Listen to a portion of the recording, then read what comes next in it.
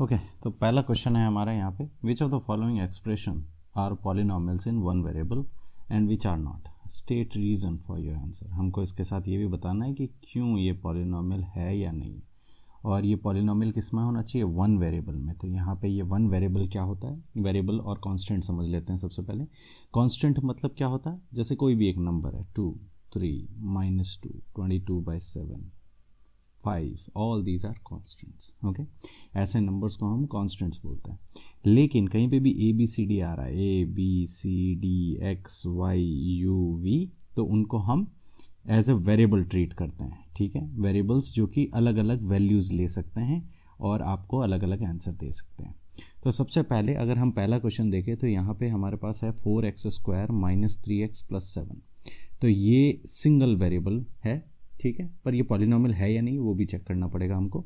तो single variable, क्योंकि यहाँ पे सिर्फ x ही वेरिएबल है। अब आप बोलोगे कि सर यहाँ पे x भी है और यहाँ पे x² भी है, तो एक बात हमेशा याद रखना, अगर ये x³ है, x² है, x की पावर 100 है तो x ही, तो सिंगल वेरिएबल है।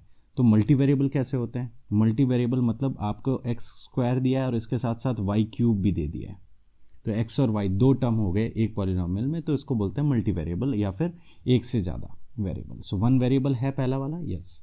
क्या ये पॉलिनॉमियल है, यस। क्यों, क्योंकि यहाँ पे x की पावर ना तो नेगेटिव है और ना ही फ्रैक्शन है।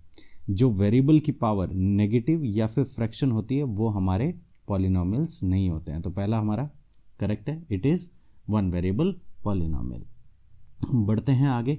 y² में y है सिर्फ, ओके, और कोई z x y z नहीं है दूसरे टर्म, तो ये भी वन वेरिएबल है। अब कुछ बच्चे वन वेरिएबल और लीनियर पॉलिनॉमियल में बहुत कंफ्यूज होते हैं। लीनियर वो होता है जिसके अंदर एक वेरिएबल हो और उसकी हाईएस्ट पावर 1 है, जैसे x की पावर 1 + 2 या फिर y + 2, ये वन वेरिएबल भी है और लीनियर पॉलिनॉमियल भी है। लेकिन अगर हम ऐसे लिख लेते हैं x² + x - 2, अब यहाँ पे ये वन वेरिएबल तो है लेकिन ये क्या नहीं है, लीनियर पॉलिनॉमियल नहीं है, ये क्वाड्रेटिक पॉलिनॉमियल है, जो कि हम आगे देखेंगे। तो आ जाते हैं हमारे सेकंड केस में। सेकंड में वन वेरिएबल है और क्या ये हमारा पॉलिनॉमियल है, यस, हमारा पॉलिनॉमियल है, क्योंकि यहाँ पे भी y की पावर पॉजिटिव है और फ्रैक्शन नहीं है। बढ़ते हैं तीसरी तरफ में, यहाँ 3√t, ठीक है, तो हम अगर इसको प्रॉपरली लिखे तो ये हो जाएगा 3t की पावर हाफ, और ये हो जाएगा t पावर 1 एंड √2, जिसको आप 2 की पावर हाफ भी लिख सकते हैं, और √2 भी, डजंट मेक एनी डिफरेंस। यहाँ t की पावर हाफ है, मतलब हमारा जो वेरिएबल है वो तो एक है लेकिन इसका पावर क्या है, फ्रैक्शन में है। तो क्या ये हमारा variable single one variable polynomial है, ये पॉलिनॉमियल नहीं है। क्यों नहीं है, क्योंकि इसका पावर फ्रैक्शन में है। ये ऐसे कैसे, अगर फोर्थ देखा जाए तो इसको हम अगर प्रॉपरली लिखें तो ये हो जाएगा 2 × y⁻⁻1। ये y की पावर क्या हो रही है, यहाँ पे -1 आ रही है। -1 means negative power. Negative power polynomials होते हैं, नहीं, वो हमारे पॉलिनॉमियल्स नहीं होते। तो फोर्थ भी हमारा है सिंगल वेरिएबल लेकिन पॉलिनॉमियल नहीं है। क्यों नहीं है पॉलिनॉमियल, क्योंकि नेगेटिव पावर है। आ जाते हैं फिफ्थ की तरफ। फिफ्थ की तरफ हमारे पास है x की पावर 10 + y³ एंड +t की पावर 50।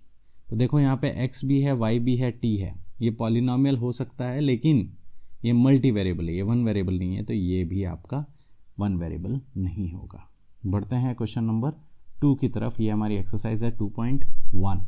ओके, क्वेश्चन 2 बोल रहा है, write the coefficients of x² in each of the following. इन सारे प्रश्नों में क्वेश्चन क्या बोल रहा है कि x² का कोफिशिएंट। कोफिशिएंट क्या होता है सर, अगर हम किसी इक्वेशन में ऐसे लिख रहे हैं 2x² + 3x + 5, तो जो टर्म हमारे x² के फ्रंट में उसको बोलते हैं हम कोफिशिएंट। तो यहाँ पे x² का कोफिशिएंट कौन है, 2, यहाँ पे x का कोफिशिएंट कौन है, 3, ठीक है। तो हमको ये जो इक्वेशंस दिए हैं इनमें x² का कोफिशिएंट लिखना है। तो अगर मैं इसको फिर से फ्रेम करूं, फिर से लिखूं, तो ये हो जाएगा 2 + 1x² + 1x। तो हमारा x² का कोफिशिएंट कितना हो गया, 1। x² का कोफिशिएंट हो गया 1, करेक्ट। आई होप ये आपको समझ में आ गया। तो पहले वाले का आंसर है 1 is the coefficient of x²। बढ़ते हैं क्वेश्चन नंबर 2 की तरफ।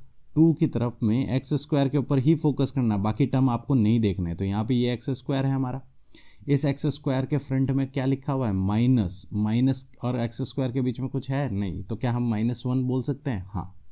तो ये हमारा आंसर आ गया -1, ठीक है, नेगेटिव है -1।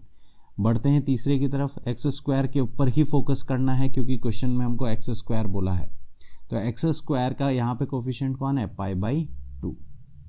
ठीक है, आपने अगर पाई को पहले नहीं देखा है तो डोंट गेट कंफ्यूज्ड, हम आगे देखेंगे, कई बार देखेंगे 10th 11th 12th तक। ठीक है, तो पाई क्या होता है, कहाँ से आता है, वो सब बाद में चर्चा करेंगे। यहाँ पे π/2 जो है आपका कोफिशिएंट है किसका, एक्स स्क्वायर का।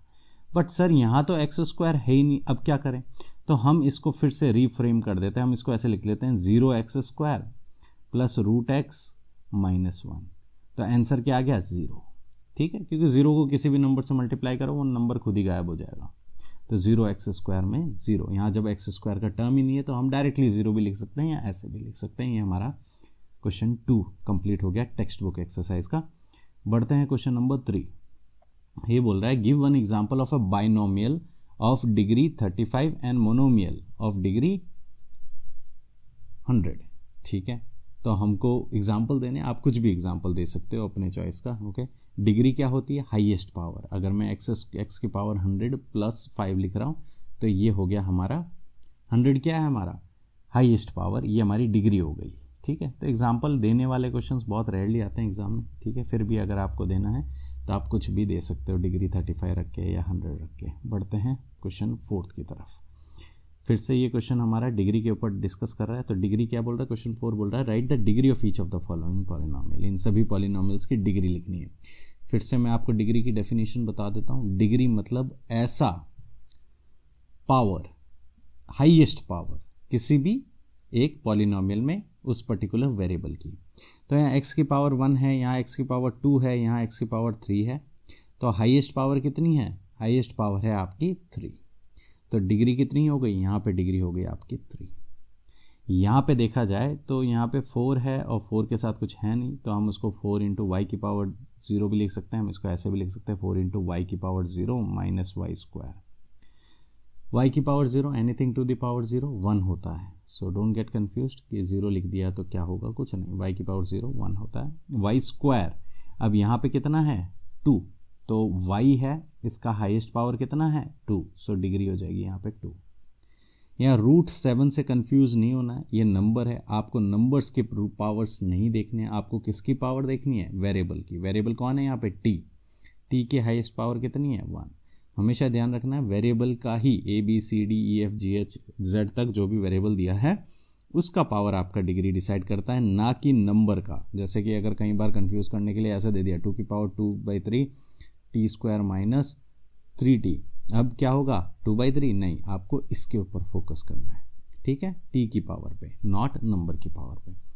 सर लेकिन 4th क्वेश्चन में कुछ नहीं है। ठीक है, कुछ नहीं है तो स्ट्रेट अवे आपका डिग्री हो जाएगा 0। ठीक है, आप हमेशा ये याद रखना, अगर कांस्टेंट है तो मतलब वो 0 डिग्री पॉलिनोमियल है। आगे बढ़ते हैं हम 5th क्वेश्चन की तरफ।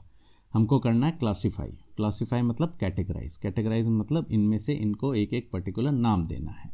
तो मैं आपको फिर से बता देता हूँ, लीनियर जो है आपका वो पॉलिनोमियल है जिसका डिग्री 1 होता है। क्वाड्रेटिक आपका वो पॉलिनोमियल है जिसका डिग्री 2 होता है, अगर आपने पहले नहीं पढ़ा है। और क्यूबिक आपका वो होता है जिसका डिग्री 3 होता है। सर डिग्री क्या होता है, हाईएस्ट पावर ऑफ वेरिएबल, चाहे x के टर्म्स में हो, y के टर्म्स में हो, z के टर्म्स में हो, t के टर्म्स में हो, r के टर्म्स में हो, p के टर्म्स में हो, कुछ भी। बात करते हैं पहले क्वेश्चन की। तो यहाँ पे ये पहला जो क्वेश्चन है हमारा x² + x, इसमें x की हाईएस्ट पावर कितनी है 2। तो ये कौन सा है हमारा, क्वाड्रेटिक।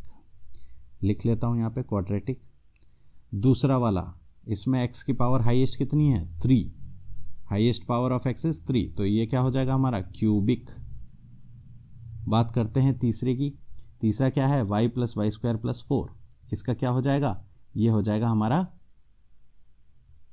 Correct quadratic. आपने अगर क्वाड्रेटिक सोचा है तो करेक्ट है। और ये होगा लीनियर, क्योंकि x की पावर हाईएस्ट 1 है, t की पावर 1 है तो लीनियर, और r² है तो ये क्या हो जाएगा क्वाड्रेटिक। और x³ है तो क्यूबिक। तो ये हो गए हमारे क्लासिफिकेशन ऑफ दीज प्रॉब्लम्स। यहाँ पे आपकी 2.1 खत्म हो जाती है।